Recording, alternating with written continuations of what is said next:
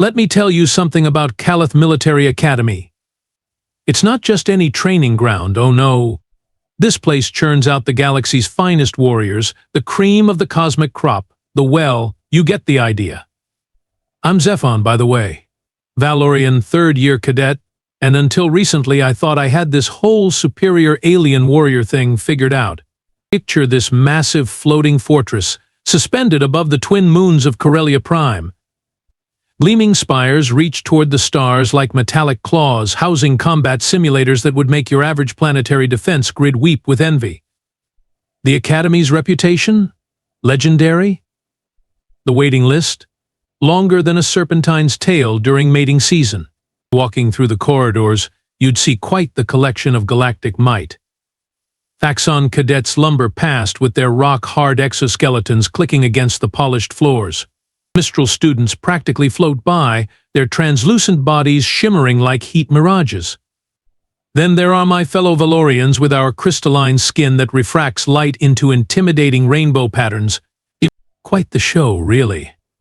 The Academy prides itself on diversity, they say. Representatives from every major species in the Galactic Alliance train here. Warriors, tacticians, future generals, and then there's the human section. Oh, the humans. Poor little humans with their soft pink skin and breakable bones. Most of us barely noticed them at first.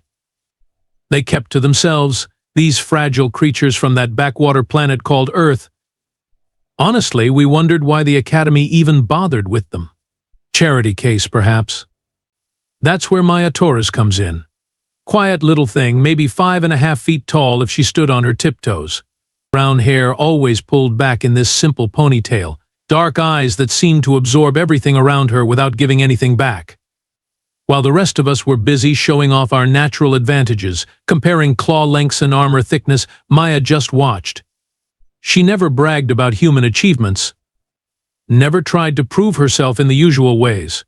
During meal breaks, while Krillian cadets arm wrestled with their 6 arms and draconic students breathed controlled flames, Maya sat alone, picking at her food with those tiny human fingers.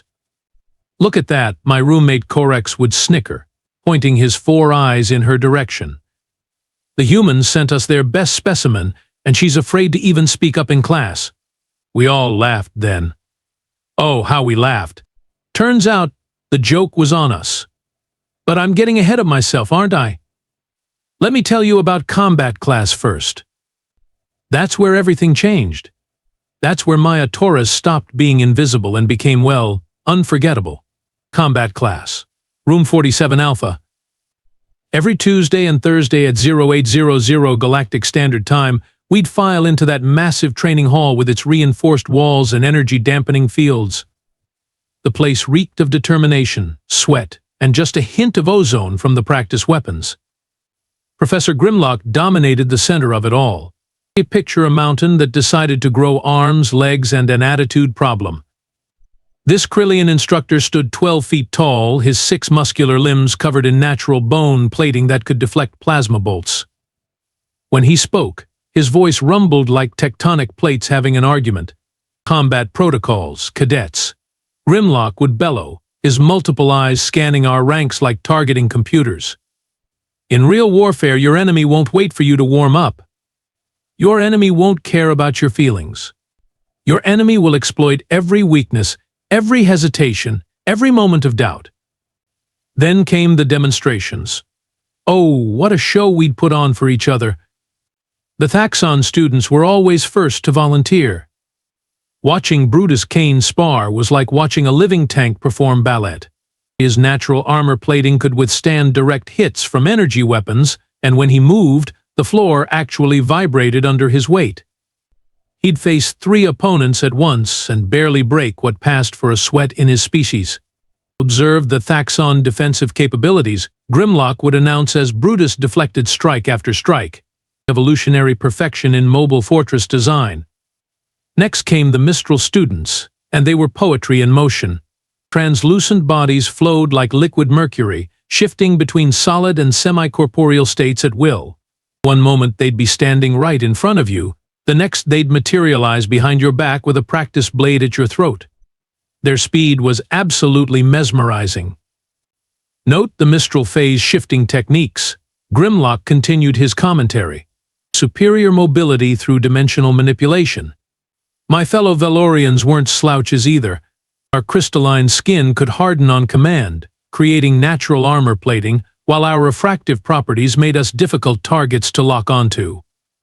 Plus, we could channel energy through our crystal matrices for some truly spectacular offensive displays.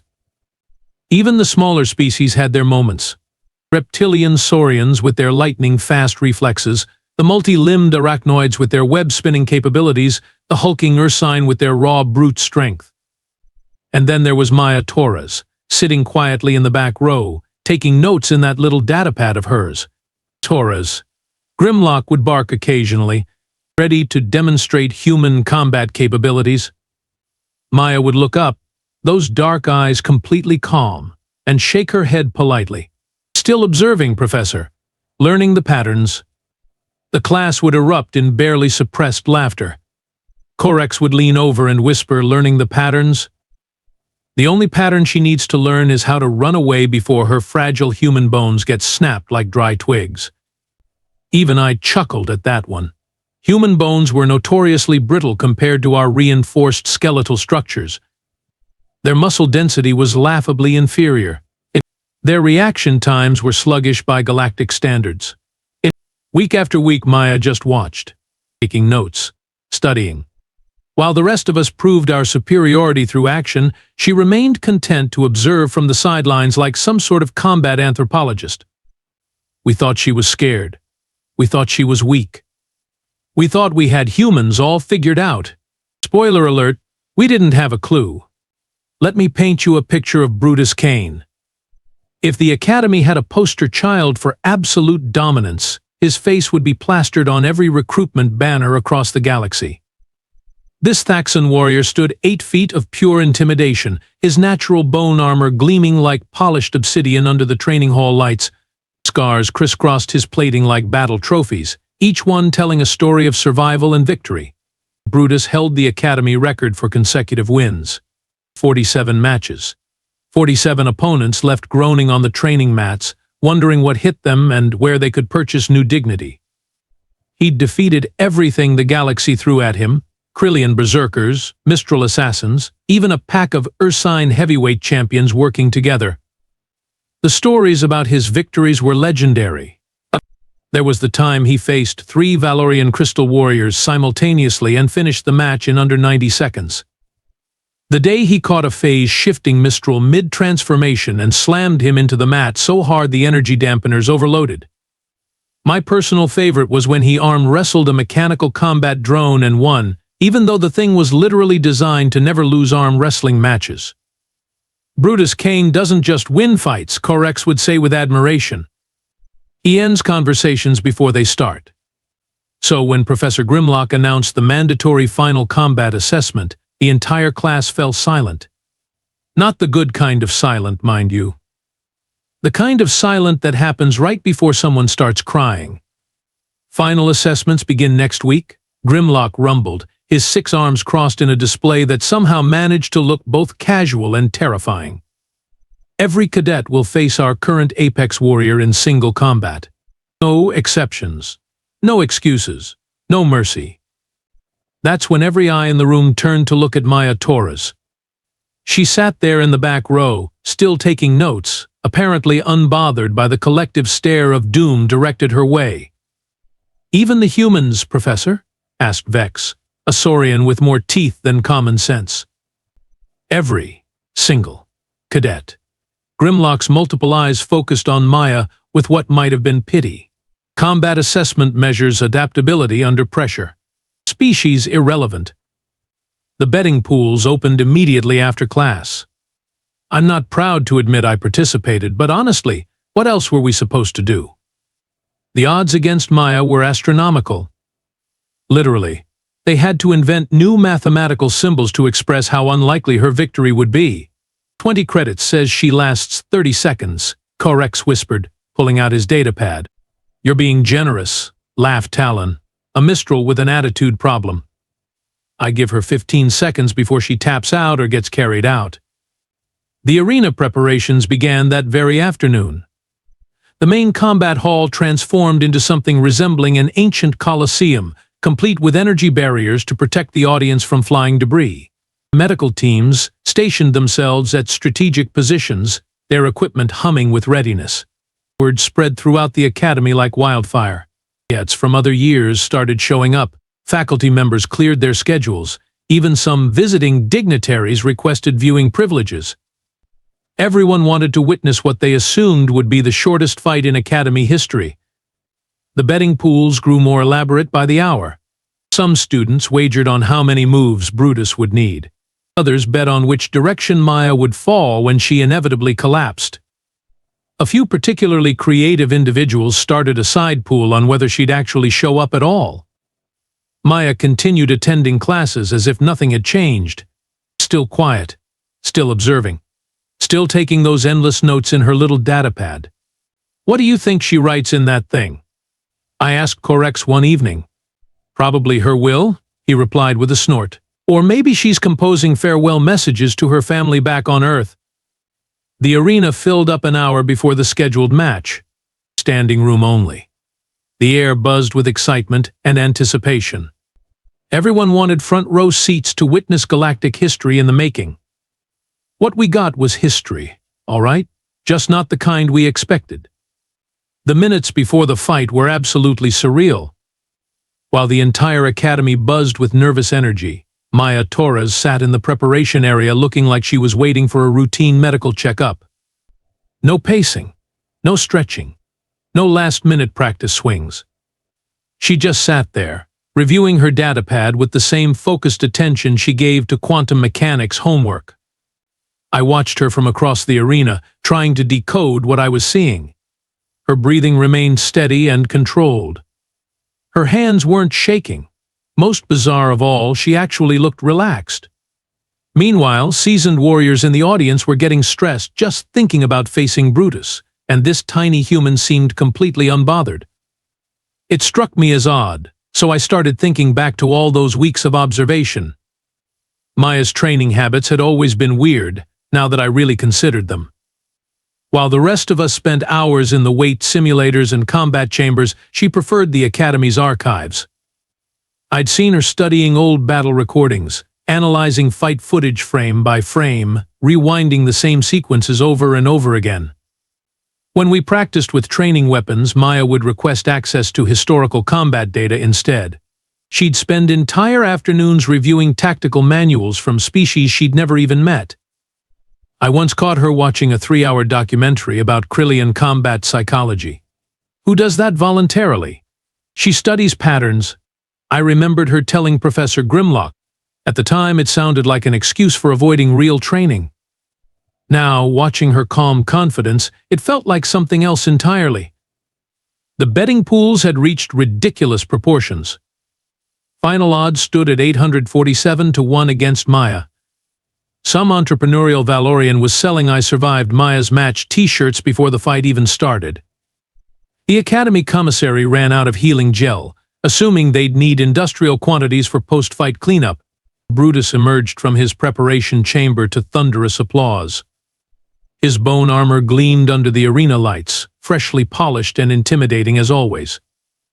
He performed his traditional pre-fight ritual, a series of devastating practice strikes that left visible dents in the reinforced training equipment. The crowd roared its approval. This was what they came to see: overwhelming power, unstoppable force, so the natural order of things. Maya stood up, closed her datapad, and walked toward the arena center. She moved with purpose, not urgency, confident, not cocky, like someone who knew exactly what was about to happen. The contrast was striking. Brutus looked like war personified. Maya looked like she was going to solve a particularly interesting puzzle. I should have paid more attention to that detail. Puzzles, after all, usually have solutions. The opening bell rang with a sound that seemed to shake the entire academy. Brutus Kane exploded into motion like a launched missile, his massive frame covering the distance to Maya in 3 thunderous strides. His right arm swept forward in a devastating arc that could have shattered reinforced plasteel. Maya wasn't there. She'd stepped aside with this fluid movement that looked almost casual, like someone avoiding a puddle on the sidewalk. Brutus's strike whooshed through empty air, his momentum carrying him forward into nothing. The crowd's initial cheer faltered into confused murmurs. That wasn't supposed to happen. Brutus never missed. His opening strikes were legendary for their precision and power. "Lucky dodge," Corex whispered beside me, but his voice carried a note of uncertainty. Brutus spun around, his bone armor clicking as he reset his stance. This time he came with a combination attack, left hook, right uppercut, followed by a knee strike that could crack a starship hull. A textbook Thaxan assault pattern that had demolished countless opponents. Maya flowed around each attack like water moving past stones. Her movements were minimal, efficient, never wasting energy on dramatic evasions. She'd shift her weight, pivot slightly, duck just enough to let Brutus's massive fists sail overhead. Every dodge looked effortless, but I started noticing something else. She was guiding him. Each evasion moved Maya to a specific position, forcing Brutus to adjust his attacks, making him commit to certain angles and approaches. She wasn't just avoiding his strikes, she was conducting them like some sort of violent orchestra. The crowd began to lean forward in their seats. This wasn't the quick demolition they'd expected.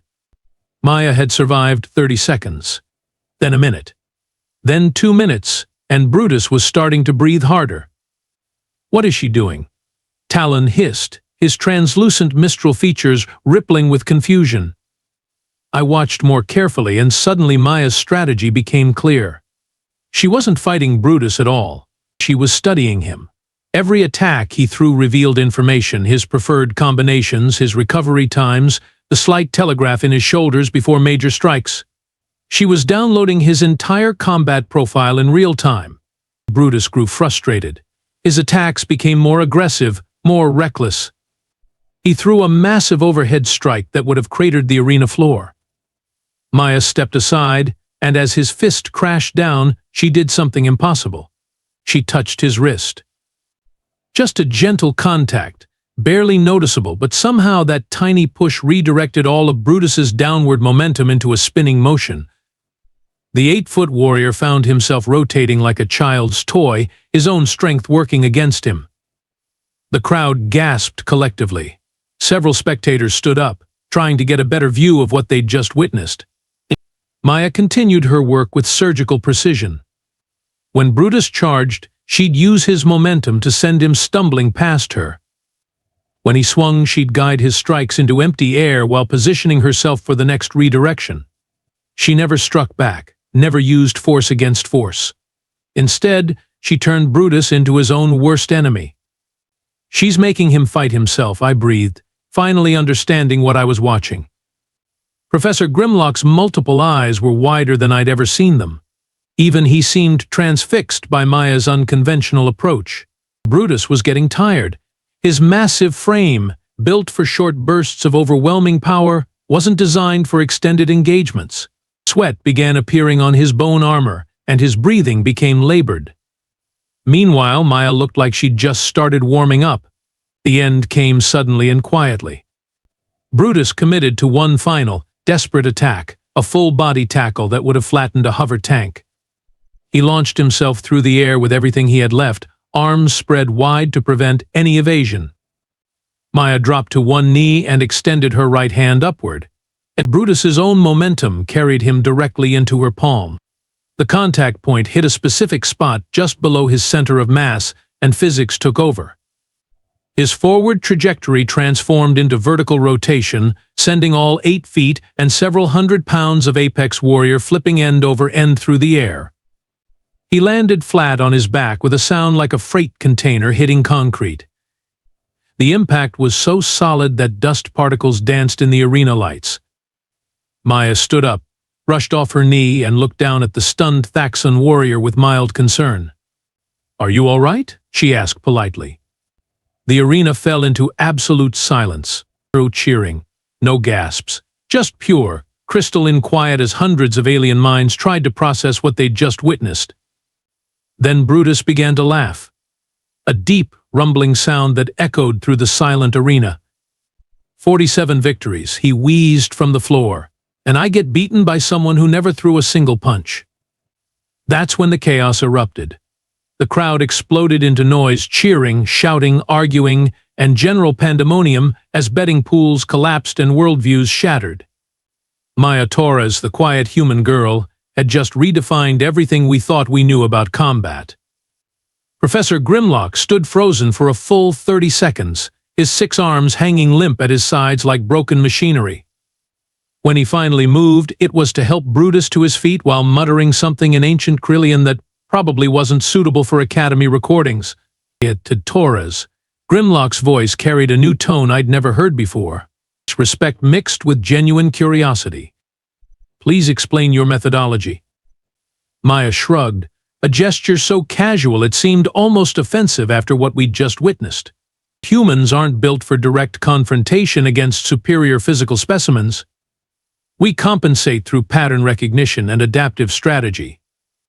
Pattern recognition? Grimlock's multiple eyes blinked in sequence. Every species develops combat techniques based on their biological advantages, Maya continued, her voice carrying the same calm tone she used when discussing theoretical physics. Axons rely on overwhelming force and natural armor. Your attacks follow predictable sequences optimized for maximum impact. Once I mapped those patterns, redirection became straightforward.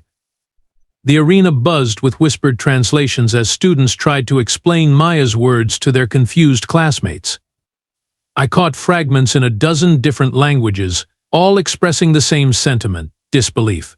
Brutus, now back on his feet, looked at Maya with something approaching awe. You studied me. I studied everyone, Maya replied matter-of-factly. Crillian berserker patterns, Mistral phase shifting rhythms, Valorian crystal hardening sequences. Combat is just applied physics with biological variables. That statement hit the crowd like a plasma grenade. Applied physics? We'd been treating combat as an art form, a display of natural superiority, a test of species dominance. Maya had approached it like a math problem that needed solving. Corex leaned over to me, his 4 eyes wide with something that might have been terror.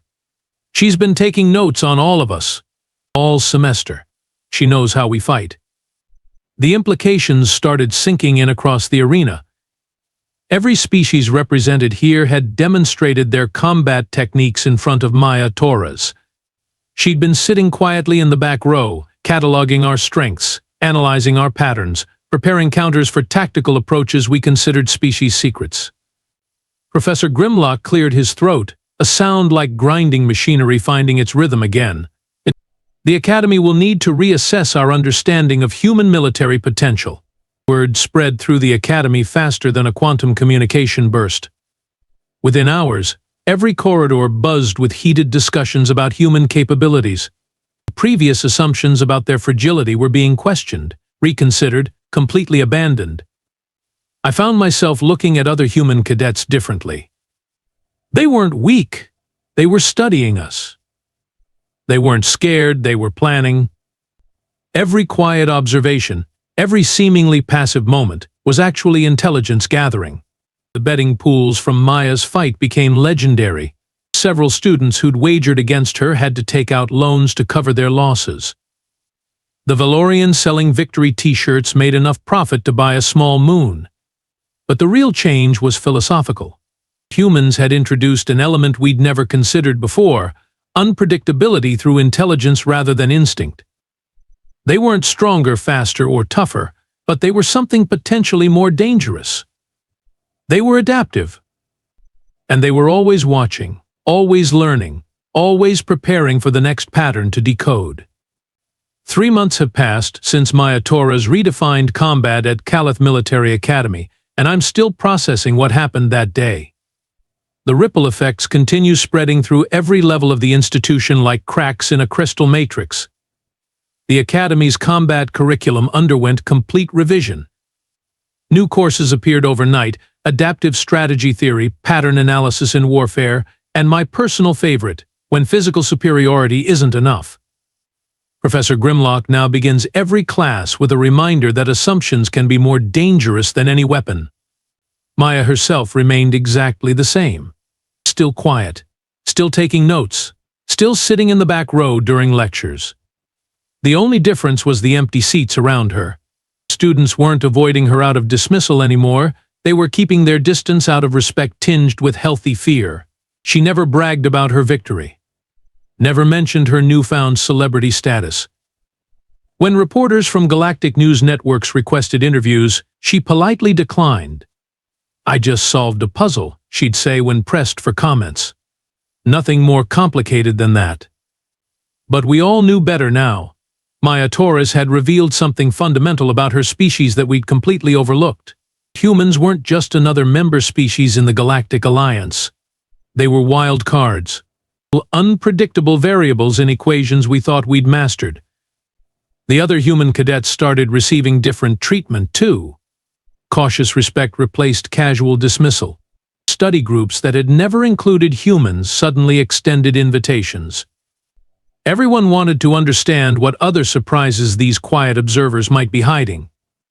As I write this report, Maya is still here, still watching, still learning.